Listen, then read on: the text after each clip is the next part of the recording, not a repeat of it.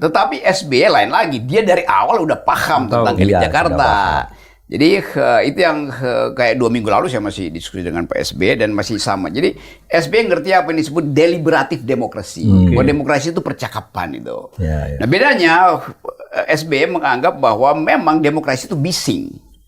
Gitu. Tetapi Pak Jokowi mengerti demokrasi karena diterangkan oleh Pak Mahfud sebetulnya kan. Dari awal dia nggak paham itu tuh. Tetapi dia mesti tune in dengan situasi itu. Lama-lama orang yang belajarnya nggak tahan, ya akhirnya diberhenti di tengah jalan belajarnya kan.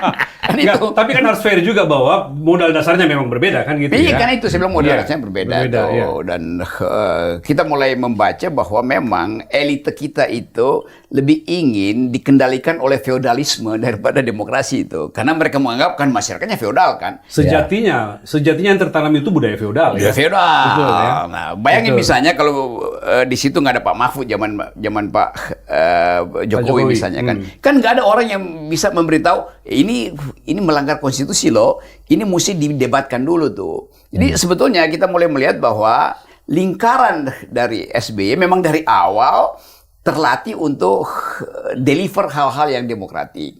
Sementara Pak Jokowi merekrut orang-orang yang dia nggak kenal sebetulnya ini paham demokrasi apa enggak kan. Nah, Pak Mahfud mungkin yang paling sedikit di dalam lingkungan itu yang ngerti tentang demokrasi. Saya jadi ingat Pak, itu makanya ketika Bapak diangkat jadi Menko Polhukam, Bung Rocky mengatakan, paling 8 bulan di reshuffle. Gimana Pak? Katanya, nggak bisa Mahfud tuh kerja sama Jokowi katanya. Kayak gitu. Kalau tahan 8 bulan katanya itu udah bagus. Karena rupanya itu tesisnya Pak.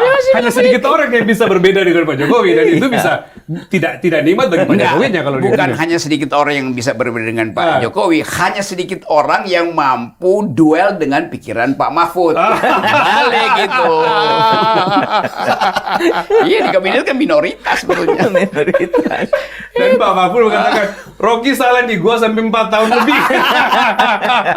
Jadi Menko Polhukam terlama gitu ya. Itu karena apa? Kemampuan Pak Mahfud membawa dirinya civilian value di bawah, tapi juga pada saat yang sama harmoni dijaga di dalam. Ya, sampai tetap, bisa. Tetap Pak Mahfud itu, kendati dia ada dalam rejim, tetapi kakinya itu ada di masyarakat sipil. I see. Gitu. Jadi masyarakat sipil tetap menganggap kami berinvestasi tentang demokrasi di rejim Pak Jokowi melalui Pak Mahfud. Bukan langsung kepada Pak Jokowi. Karena itu kita dukung terus pada waktu itu. Energinya datang dari masyarakat sipil.